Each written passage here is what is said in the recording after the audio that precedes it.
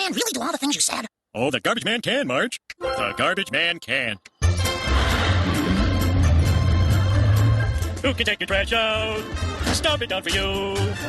Shake the plastic bag and do the twisty thingy too. The garbage man! Oh, the garbage man can. There's a lot of weird powers in anime, and I like to say I've seen them all, but then I'd be a liar. A hack? Sure. A fraud? Maybe. But a liar? No sirree. What if I told you there's a series out there where characters have the most ridiculous, outrageous, highly specific, dumbass powers, and somehow it lends itself to being one of the more entertaining and overlooked hidden gems of anime? Ladies and fellasmen, I introduce Lawy. There's a certain charm to anime of this era. I'm not sure how to explain it, but there's just something about that early 2000s anime. You know, it brings back that nostalgic feeling of diving into a unique, crazy world. Now, don't get me wrong, I still love some of the new shonen anime series. You know, the Jujutsus, the Demon Slayers, and whatnot. Side note, I'm looking forward to that Kaiju number 9. Oh my god, look at that. But they're all a little too grim and dim now. You know, I miss the bright, fun, action, adventure aspect of the series. And nowhere is that encapsulated better here than Lawy. If I had to describe it in the laziest way possible, you take a little One Piece, take a little Shaman King, and voila. A surprising amount of depth for a series where the powers range from turning towels into metal, people into poo, tomatoes into magma, and April showers into golden showers. Okay, so 2 of those things I made up. Kinda. Well, could you even tell? So strap in, beautiful people, because we're going to learn how even trash has its uses. That kind of sounds like I'm calling the show trash. Didn't really think about that when I wrote this down, but it's too late now. I ain't fixing shit, and you can't make me. So the anime just kind of starts. There's no introduction, no explanation, no nothing. It just starts with a flash forward to Weki and some rando battling it out. There's a bunch of powers that the anime will gradually introduce, but because we don't know what the hell we're looking at, it just looks like a bunch of nonsense. Now the show can actually begin, and I'm sure things will start making a whole lot more sense when we're introduced to our main cast of characters. Huh?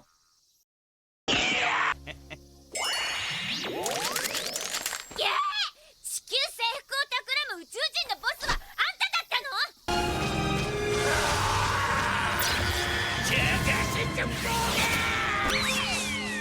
All right, let's do this one last time. Well, since the show ain't explained that damn thing, I guess I'll do it myself. This is Weki. He's just a friendly guy who likes planting trees, helping those in need, and using appropriate amount of violence on those who cross his path. Basically, your typical anime protagonist. But like Lemony Snicket's, a series of unfortunate events will soon unfold into our hero. For instance, our second cast member, Ai, who might possibly be one of the most annoying characters I've ever seen. The second coming of Sakura herself. She can be one of the most obnoxious characters in the whole entire series. And it doesn't help that her English dub sounds like this. I saw that! I knew you were an alien. This proves it. Hey, are you listening to me, Ueki? Excuse me, this whole problem is yours, not mine. The English dub for this series is the equivalent of handing over the mic to a random audience member who cannot sing and letting them finish the verse of a lyric. It's awful, it's uncomfortable, and just everyone just feels terrible about what just happened. Especially you. Okay, that's a bit mean. It's not that bad, but it definitely gets some laughs with some of the line deliveries. I smeared dog crap all over his precious car to bring him down a notch or two. That's what I call a crappy doctor. Like I said, I'm Robert Hayden! You're BJ, right? I said I'm Robert Hayden!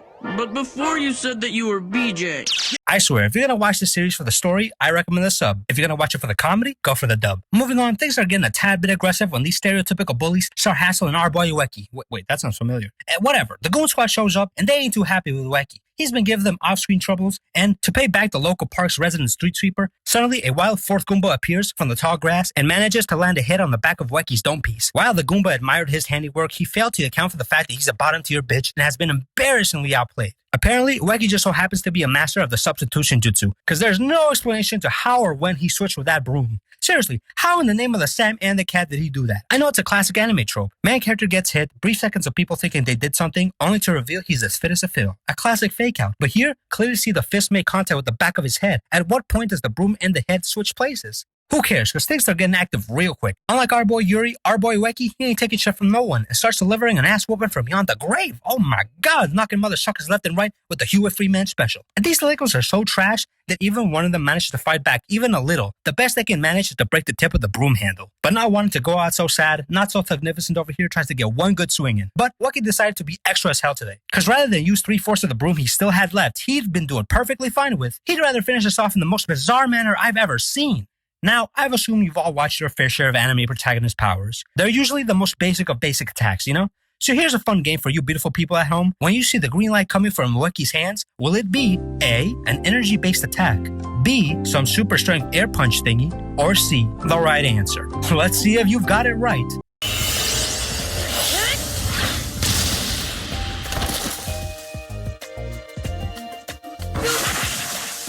What the hell is even that? Turns out the answer was D. What the f? I was just joking about the Naruto thing. I didn't realize he's an actual descendant of Hashirama Hokage. Why the hell is our boy using wood style on the fodder? But the Naruto comparisons don't stop because Kakashi's surrogate uncle Kakashi comes out of nowhere and tells Ueki he's broken the cardinal sin and must now face divine punishment. Meanwhile, Dollar Tree Sakura over here, she's yelling about aliens and shit. Jesus Christmas, we're 5 minutes into the episode, and if I don't get some damn answers, I'm gonna start doing the one thing anime watchers can't stand.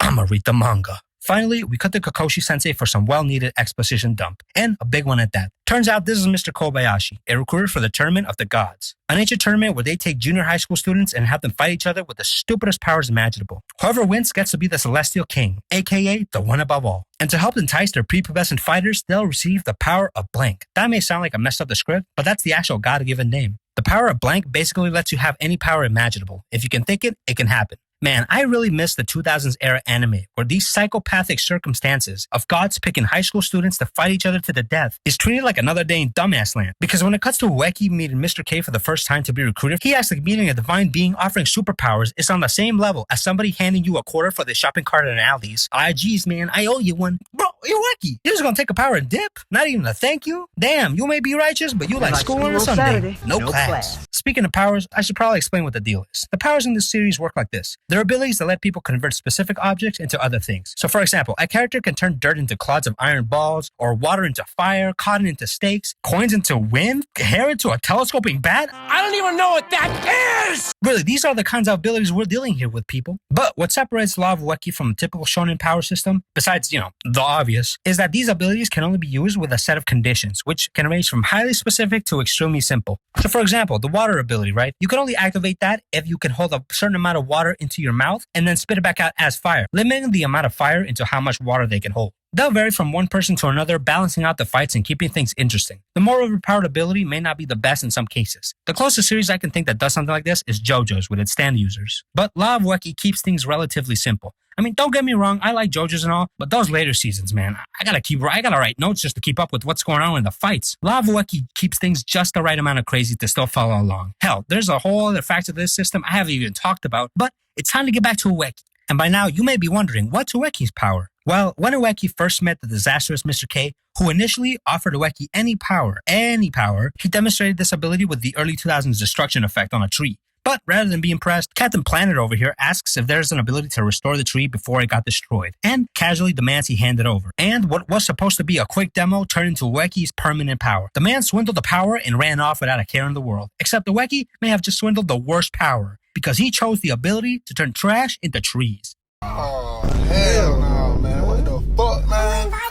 I'm not even gonna lie to y'all, this caught me off guard when I first saw it, and I genuinely didn't know how Trash into Trees would work as a fighting series. But the show proved me wrong, because aside from Ueki's unnaturally strength to swing a large tree at someone, he manages to make the most out of his abilities. And later, as the series continues, more powers will be given to Ueki and his crew, just to keep things a little spicy. And just to let you know, Ueki's ability only lets him turn small trash into trees. Size that can fit into the palm of his hand, basically. Which might be the most reliable power source of all time. I mean, technically, anything can be trash. Tear off a little piece of clothes? Trash. Little piece of food that you haven't eaten? Trash. Games that you didn't like? Trash. Seriously, with every candy wrapper just becoming a tree grenade, Ueki ends up using trash to take out the trash. But the worst has yet to come. Remember the whole thing about divine punishment? Well, that's because Ueki uses power on some regular schmoyo, which is a regular no-no. Cause if a power holder uses their gift on someone, like you or me, they lose a talent. A talent is just any human skill, so things like good at sports, art, being funny, charming, charismatic, things that don't apply to me. But not so for Ueki, because for no reason at all, Ueki's just trying to take a nap in class when these nosy-ass girls just collectively start hating on our boy. They want to curb stomp him, beat his ass for seemingly no reason. Why are you mad, bro? Just because he's not helping you clean the board? Bro, it's not even his turn. Well, according to Mr. K, because Ueki used his power on these no-name delinquents, he ended up losing the talent to be liked by girls. No! That's right, the man literally, physically, and actually lost his riz. All because he fought these bottom-tier, low-level fodder losers with a tree. He loses the right to procreate? That is not kosher. That is not equivalent exchange. That is too much for too little. Come on now. Damn. Well, at least he still has eye. Oh, damn! Also, if he loses his talent to, cease to exist.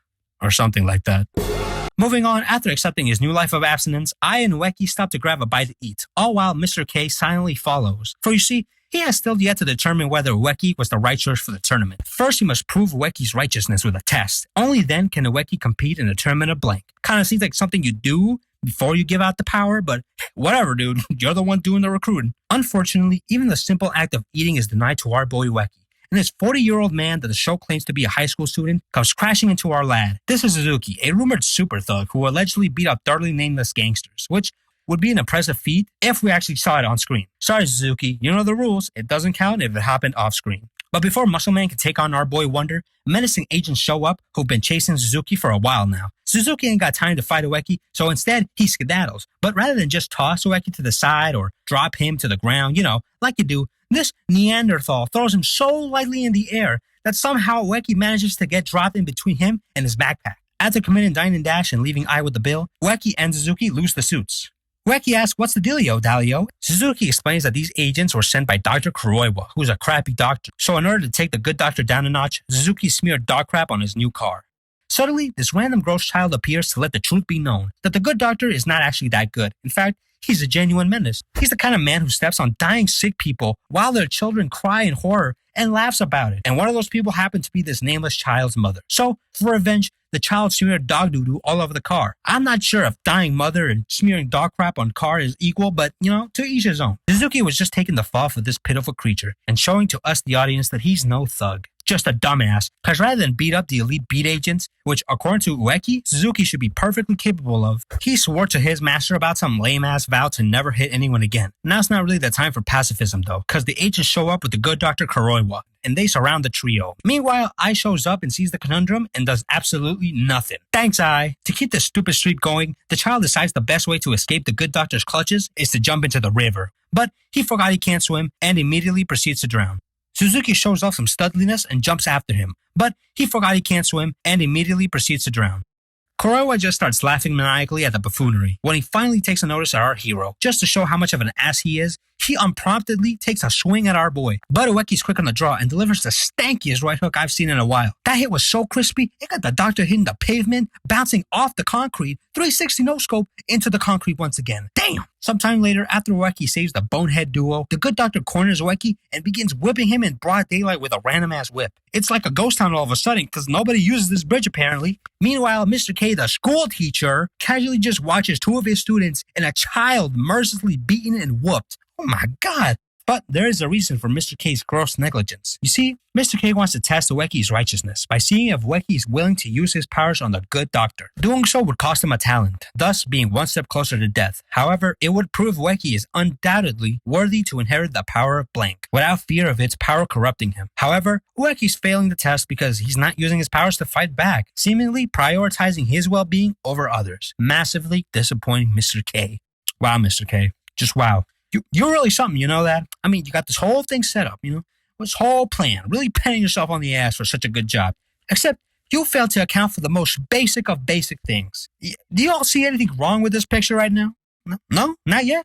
Here, let me help you out. So remember, basically, Mr. K wants Ueki to use his power. The power to turn trash into trees.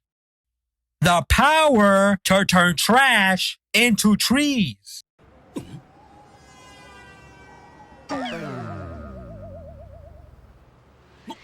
まさかゴミが見当たらん。 That's right, Mr. K, the one who gave Ueki the damn power, the one who made it so Ueki would end up in this exact situation and get whooped by the good doctor, the one who had all butthurt that Ueki wasn't using his powers, just so happened to miss the big-ass sign advertising street cleaning day. You're a god, for Christ's sake. What the hell? Bro, imagine being forced to take a road test on a freeway with a bomb strapped to your chest that'll go off if you're below 30 miles per hour, only for the examiner to be like, oh shit, I forgot the car. Bro, Mr. K, you are one, if not the worst anime mentor of all time. Please put him on Mount Suckass along the other failed mentors. Speaking of dumb and useless, where's I? Oh, still watching and doing nothing? Nice job, team. After the spectacular failure of Mr. K, Ueki wound up being tied up with Suzuki and the nameless child. All while the good doctor plans to run them over with his cars. Of course, why not? All this while, Suzuki could have just beaten everyone up, but still refuses over some overblown backstory about how he should never hit anyone again. A test given to him by his mentor. Oh my god! Ueki lets him know that the episode's almost over, and he's not even a main character anyway, so don't even bother with the backstory. Outraged, Suzuki finally breaks out of his chains and blasts this freak to Kingdom Come. But unfortunately, the simple act of punching someone into the stratosphere rendered this supposed middle schooler's knee useless. See, I know you aren't no damn high school student. Get the hell out of here with that. Dr. Evil seizes the opportunity and orders the men to run them over. Luckily, I came in clutch and gathered a small bag of trash, tossing it over to Ueki. You know what, I'm not gonna lie. Maybe I was wrong about you, you know? Maybe you ain't so bad after all. Trouble. It took me forever to find this stuff. You're such a pain sometimes. How difficult it's to find? It's trash. It's everywhere, You could have done anything, Little piece of grass on the concrete, Little fleck of dust, How hard is it? You know what? Zuki, like moments ago, just broke a chain. And I'm sure bits and pieces of a chain are considered trash. So yeah, get the hell out of here with that Whatever. Cause thanks to Ai's trash, Ueki finally unleashes the full force immersion, presumably killing the drivers inside. Yet, despite seeing a full force spawn out of this child's hands and crushing all the cars, the good doctor is unbothered by all this and decides, I'll take care of this. What? Shut up, bro. Cora, you ain't doing a damn thing. What are you seriously gonna do against the— oh my god! Go Speed Racer, go Speed Racer, go Speed Racer, go! I'm sorry, I didn't realize we're in fucking Looney Tunes land. Where the hell did that thing come from? So far, everything's been at least somewhat rational. But this motherfucker's got a whole-ass Gurn login drill in his car. Forget the tree powers. What the hell is happening in the Good Doctor's life that requires a super drill hood attachment? Whatever. The Good Doctor's no match for the power of the green. And Ueki uppercuts the Good Doctor to death, and all is right with the world. Mr. K deems Ueki righteous, and officially enters him into the tournament of blank. With his consent, of course. Right? Mr. K? You did ask for consent, right? Yeah, I didn't think so. And that ends episode 1, as well as this video. Now, unfortunately, I didn't get to go over any of the actual fights between the power users, and that's mostly because I highly recommend you watch the series for yourself. Law of Ueki is really a show unlike any other. The characters and the situations really take me back to the classic action-adventure genre of anime. Like I said, there's nothing wrong with the modern series, but these have a charm of their own, really harkening back to the classic series like Dragon Ball, Yu Yu Hakusho, Shaman King, Naruto, and etc. Fun stuff overall. I really like Ueki as the main character. He's not someone who's like off for some grand dream, no One Piece, no treasure pleasure, no nothing like that. He's just a good dude, just in general. He's a man of action and doesn't take crap from anyone other than his friends. And for such a laid-back guy, he's a surprisingly great fighter and a strategist. For example, the time when he went toe-to-toe against the Akatsuki of this series. The one, the only, the Robert 10. Okay. That doesn't sound menacing at all, but trust me, it's good. Maybe I'll go over that fight in like a part 2 or something, if people are interested. Anyhow, Law of Ueki is just asking for a modern anime remake. Good fights, good characters, good humor, and that good old anime charm. What's not to like? Well, that's all for today. Thank you all so much for watching. Law of Ueki, you get my seal of approval. Wait a minute. That seal fucking sucks. Just throw it out. What if your rainbows are made of rags and your castles are built in the air? As long as you find happiness, you're a calico millionaire. Real quick, I just want to thank everyone who's been watching, who's been subscribing, who's been supporting. I really can't thank you all enough. I mean, just doing these little videos and seeing all the support really does, no, okay. Seriously, thank you all so much for watching. I mean, 2,000 subscribers, that feels undeserved, honestly. I'm not gonna lie, but like I said, thank you all so much for watching. Thank you all so much for supporting, and it really means a lot to me that even these amount of people is just watching these funny little, silly little videos of mine. All right, thank you all so much, and bye-bye. What if your riches are make-believe and there's patches on things that you wear? As long as you find